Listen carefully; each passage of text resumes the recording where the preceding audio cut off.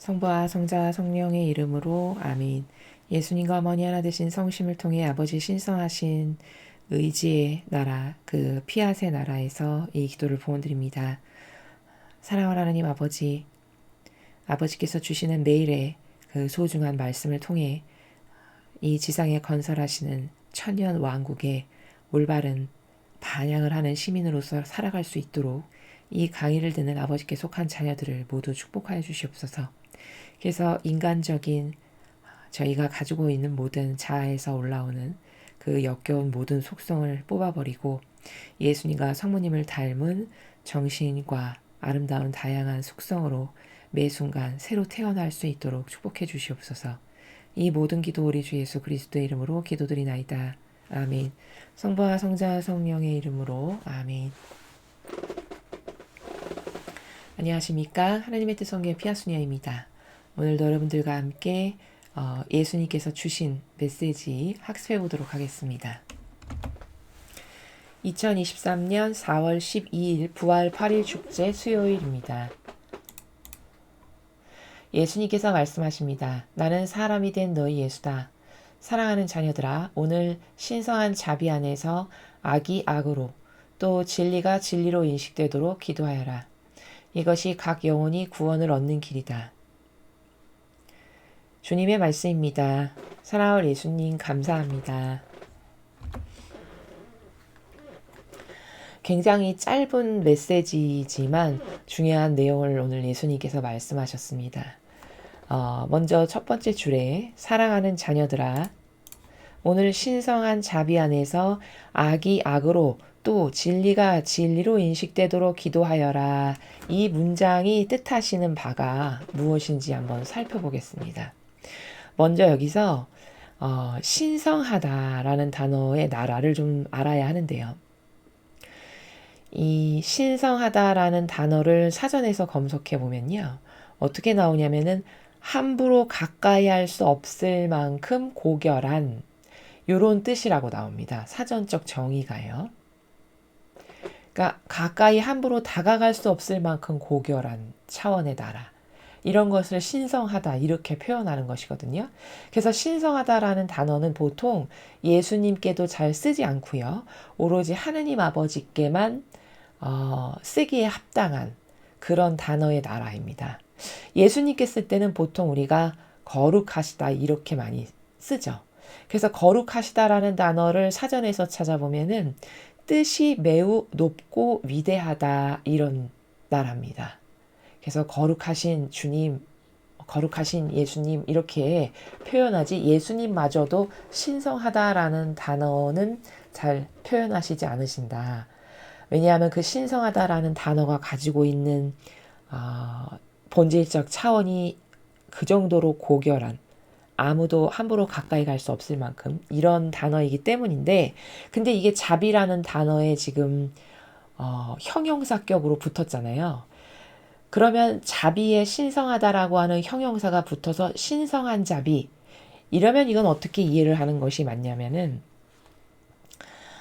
사실 신성하다라고 하는 것은 하느님 아버지의 마음을 우리가 신성하다 이렇게 표현하거든요. 근데 자비가 붙었으니까 자비적인 관점으로 하느님의 신성을 보아라 이런 나라입니다. 요 신성한 자비가. 그럼 좀 더 쉽게 표현하면은 그 아버지의 우리의 그 나약성을 아시고 한없이 베풀어 주시는 그 자비하신 마음, 그 사랑의 마음을 신성한 자비다 이렇게 말씀하시거든요. 그러니까 이런 거죠. 우리가 반복해서 고해성사를 봐도 그게 유효해지는 거는 왜냐하면 순전히 신성하신 자비의 아버지께서 우리의 나약성을 아시니까 제가 진정한 마음으로 저렇게 뉘우치는구나 하면은 그 마음을 새롭게 또 우리를 받아주시고 요게 신성한 자비예요. 그래서 고해성사가 유효한 겁니다.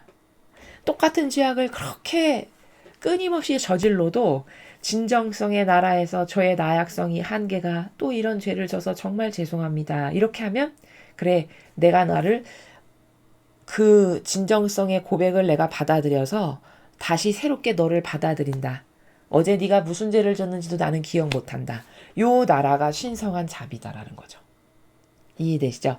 그러니까 그래서 고해성사가 유용한 거고, 마찬가지로 그래서 우리가 매일 예배 드리는 것도, 그리고 매년 반복되는 다양한 우리가 기념하는 축일들이 있죠.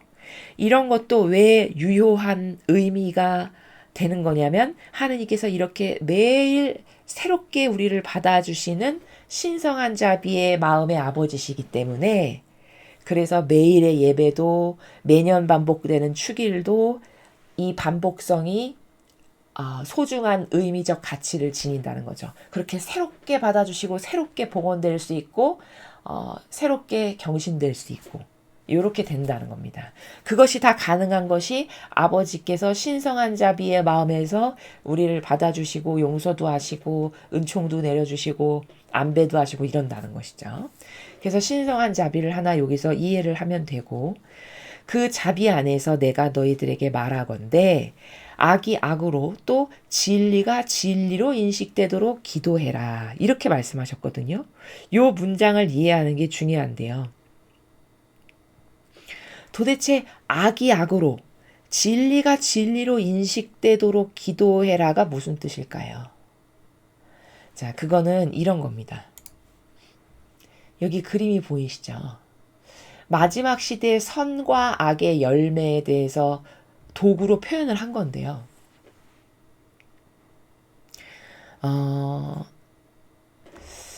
하느님은 이 마지막 시대에 저렇게 악이 날뛰고 과거 그 어떤 시대하고도 비교할 수 없을 만큼 사악하고 모욕적이고 역겨운데도 불구하고 저렇게 가만히 놔두시는 것은 다 이유가 있어서다라고 제가 예전에도 말씀을 드렸죠. 그 중에 하나를 지금 말씀하시는데, 악은 완전히 악으로, 선은 완벽한 선으로 열매를 맺도록 가만히 놔두시는 차원이 있어요. 그건 무슨 말이냐면요. 분류를 확실하게 하기 위해서예요. 확실하게. 그 분류를 얘는 완벽히 악에 속하는구나. 얘는 완벽히 선에 속하는구나. 이것을 확실하게 열매를 맺어서 판결을 내려야 거기 아무도 이의 제기를 못하고 공의롭죠. 그러기 위해서 이 기간을 허락하시는 거예요. 그러면 이 기간을 허락하신다는 거는 어떤 차원이냐면, 예를 들면은 고양이가 있다고 해보죠. 근데 고양이를 자꾸 저 벽에 코너로 모는 거예요. 내가. 그 코너로 몰면서 어떻게 반향하는가를 보는 거죠. 고양이가. 근데 계속 코너로 몰면서 코너에 더 이상 나갈 데가 없이 그 코너의 벽에 붙는 순간이 왔다. 그러면 그게 마지노선이죠. 고양이에게. 그 마지노선에 닥쳤을 때 고양이가 어떤 반향을 하나. 예를 들어 그 코너에 몰대로 몰아가지고 이제 벽이야. 그러면 그 벽에서 앙 하면서 나를 핥혔다. 예를 들어. 그러면 얘는 어떻게 판결할 수 있죠? 얘는 코너로 몰대까지 몰아보니까 반향하기를 물었어. 악이야. 해서 악으로 분류가 된다는 겁니다. 우리도 마찬가지예요. 이렇게 이런 마귀 이런 걸 다 허락해서 이렇게 난장판이 돼도 가만히 놔두시는 거는 마치 고양이를 코너로 모는 것과 같은 영적 환경을 지금 우리에게 허락하시고 가만히 내둬보시는 거죠. 그럴 때 코너로 몰았는데 그때 영혼의 반향이 어떠한가를 유심히 보시고, 그 반향들이 다 끝났어. 그럼 쟤는 나를 저 코너로 몰았을 때 물었어. 쟤는 나에게 모욕했어. 어떤 상처를 했어. 기타 등등 다양한 반향이 있겠죠. 인간마다. 그러면 그 반향을 취합해서 얘는 악. 악 중에서도 완전히 악으로 맺을 건지 좀 덜한지 이런 이제 분류는 아버지께서 하시겠죠. 그 반향을 통해. 그렇게 악은 악으로 가게 하고, 그 코너를 몰대로 몰았는데도 오히려 그럴수록 마치 다니엘과 같이, 혹은 다니엘의 친구들 같이, 혹은 예수님과 성모님과 같은 반향이 나왔어. 그럼 쟤는 선 중에서도 가장 고결한 데로 갈 건지 아니면 차원이 좀 떨어지는 데로 갈 건지, 이런 다양한 계층은 그 반향의 질적 순도나 어떤 양이나 이런 모든 것을 조합해서 아버지가 결정하시는. 그래서 선과 악이 이렇게 여기 그림 도표처럼 하느님의 뜻으로부터 인류가 맺은 악과 선의 반향이 이렇게 흑백이 나누듯이 완벽하게 분류되는 그 결정적 기간이 이 마지막 시대라는 겁니다. 이해가 되시죠? 그래서 오늘 메시지에 악은 악으로 열매 맺고 진리는 진리로 열매 맺게 가만히 내둬라. 이런 말씀이세요. 굉장히 무서운 의미가 담겨 있는 거죠. 그래서 이 기간 동안 몰대로 몰아서 코너로 몰대로 몰아서 더 이상 갈 데가 없는 벽에 왔을 때에 그 영혼이 하느님께 대한 진리에 대한 이런 신적 질서에 대한 반향이 어떠한가를 보고 결정하시는 시대. 그게 이 마지막 시대라는 말씀의 나라입니다. 이해가 되시죠? 그래서 여기 앞에 돌아가면은 신성한 자비 안에서 신성한 자비가 어떤 나라인지 설명했습니다. 악이 악으로, 진리가 진리로 인식되도록 기도해라. 자, 그렇게 구분이 지금 서서히 되어가고 있음을 여러분 느끼시나요? 많이 저건 완전히 악이구나. 이런 거 보이시죠? 왜? 저거 인간으로서 도저히 할 수 없는 반향이 나와. 그게 고양이가 코너로 몰리면은 거기서 내뿜어내는 향기나 반향을 보고 아버지가 이거는 마귀구나. 이거는 내 자식이구나. 선의 자식이구나. 이건 마귀의 자식이구나. 이렇게 구분하듯이 야, 저건 도저히 인간으로서는 저렇게 못한다라는 반향을 그렇게 이 시대, 동시대에 살아가는 인간인데 어떻게 인간이 저럴 수가 있지? 이런 걸 여러분이 왜 그토록 많이 보시느냐. 그게 악이 악으로 완전히 열매 맺는 지금 과정 중에 있기 때문에 그런 거라는 겁니다. 그래서 과거에는 그래도 인간이라면 최소 이렇게 해야 되지 않겠어? 라고 우리가 생각했던 어떤 양심이라든가 윤리적인 어떤 도덕적 기대치를 더 이상 기대할 수 없을 만큼이잖아요. 지금 이 시대가 돌아가는 어떤 양상이나 인간 군상이 뿜어내는 향기를 보면 그런 게 다 왜냐? 이런 것을 아버지가 지금 분류하고 솎아내시는 과정 중에 있다는 걸 그들이 모르는 거죠. 그냥 본성대로 반영할 뿐이고 영에 이끌리는 대로 반영할 뿐이고 어디에 속해 있느냐에 따라서 반영할 뿐인 거죠. 그렇게 갈리고 분류되는 지금 매우 중요한 순간이다라는 겁니다. 아버지는 그 작은 반향 하나하나를 다 보십니다. 유심히. 고양이의 작은 반향 하나하나 다 주인이 보고서 이 고양이가 어떤 속성을 지니고 있는지를 판단하듯이. 이해되시죠? 자, 그런 나라고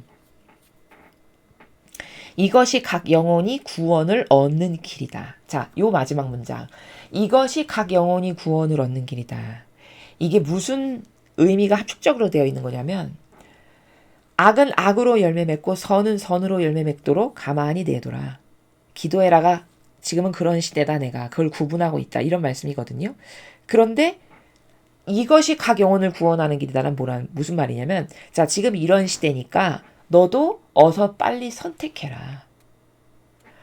너가 인간의 그 역겨운 자아에서 발동하는 그 쓴물이 올라오는 그 구역질 나는 인간적인 자기선, 기준, 자기가 옳다라고 믿고 따르고 성경에 근거하지 않고 늘 자기 정서기호로 말하고 생각하는 이런 기타 등등 그 자신의 뜻으로 계속 살아서 악으로 완전히 열매질 건지 아니면 하느님 뜻 안에서 살아서 내 뜻을 드리면 하느님의 아버지의 뜻이 나에게 오시고 이렇게 해서 교환을 통해 창조의 행위가 새로운 신적 생명의 창조 행위가 나에게서 계속 소출되게끔 하는 이런 영혼의 올바른 반향을 할 건지 선택을 해라라는 말씀이에요. 이 마지막 문장은.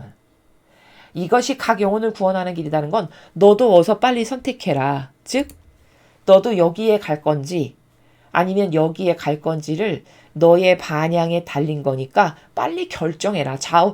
양단 간의 결정을 내려라. 이렇게 말씀하시는 나라예요. 그 마지막 문장이. 이해되시죠? 그래서 더 이상 미적지근하게 그냥 무엇에 휩쓸려 가듯이 미적지근하게 살아서는 안 되고 여러분은 빨리 결정을 하셔야 돼요. 내가 이 인간의 역겨운 자아에서 올라오는 나약, 격정, 자애심, 이기심, 자기 기준, 자기 선, 자기 뜻, 뭐 기타 등등 내가 이것에 계속 연민을 느끼며 거기에 뭔가 미련을 남기며 그것에 끌려가면서 살 건지, 아니면 이거 완전히 버리고 하나님 뜻 안에서 아버지 뜻이 제 뜻입니다 해서 살 건지 양당 간에 결정을 해라. 근데 만약에 아무것도 침묵하고 결정을 안 했어. 그럼 그건 어떻게 인식하시냐? 아버지께서 아무것도 인식 안 한 것은 그게 곧 선택한 걸로 여기세요. 근데 그 선택이 선을 선택한 걸로 여기시진 않아요. 절대. 이해되십니까? 그러니까 미적지근하게 선택 안 하고 계속 인간적인 것도 했다, 필요할 때 신적인 것도 선택했다, 이렇게 왔다 갔다 하는 것은 결단코 좋은 속성이 아니라고 제가 말씀드렸죠.